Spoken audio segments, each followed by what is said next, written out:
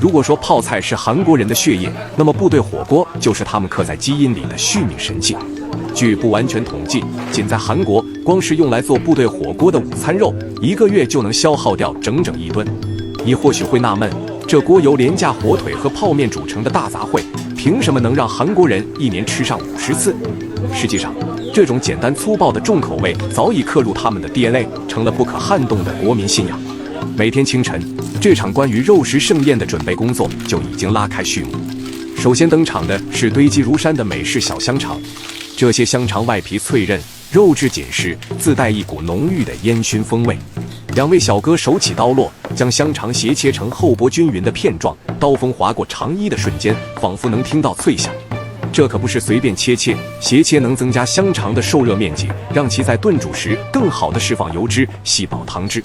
紧接着是部队火锅的绝对主角午餐肉，这玩意儿在韩国的地位大概等同于我们火锅里的毛肚。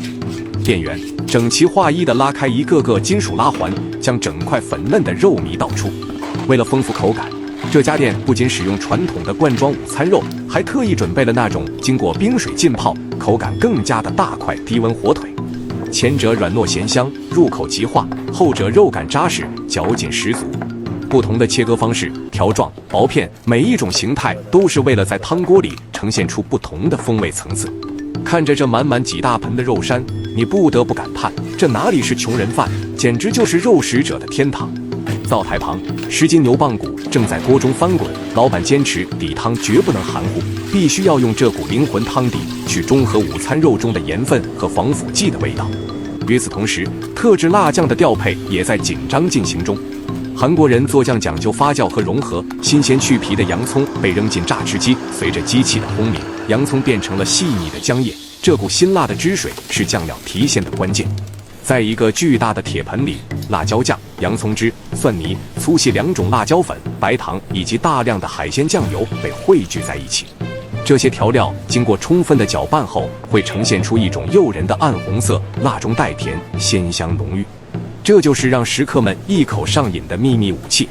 当然，还有那位无处不在的配角——辣白菜。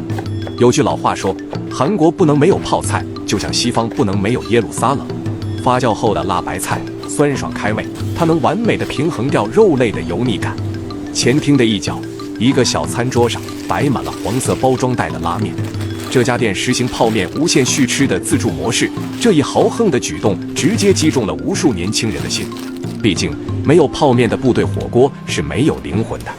当时针指向饭点，真正的组装仪式正式开始。小哥先在前口宽锅的底部铺上一层厚厚的大葱段和洋葱丝，这是为了防止粘锅，同时也为汤底增香。紧接着，2勺秘制辣酱被豪迈地甩在蔬菜上，再盖上一层酸爽的辣白菜。接下来，早上切好的各种肉类开始登场。美式香肠、午餐肉片、低温火腿条被沿着锅边整齐地码放成一圈，形成一个壮观的肉类同心圆。为了增加风味，还要加入一坨调味的猪肉泥以及2片金黄色的切达芝士。最后，那锅慢炖了1上午的牛骨高汤被缓缓注入，标志着这锅热量炸弹已经准备就绪。端上桌，点火。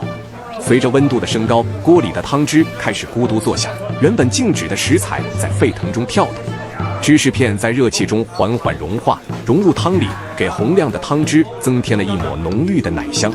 懂行的吃法是先舀起1勺吸饱了汤汁的午餐肉和汤水，直接浇在热气腾腾的白米饭上。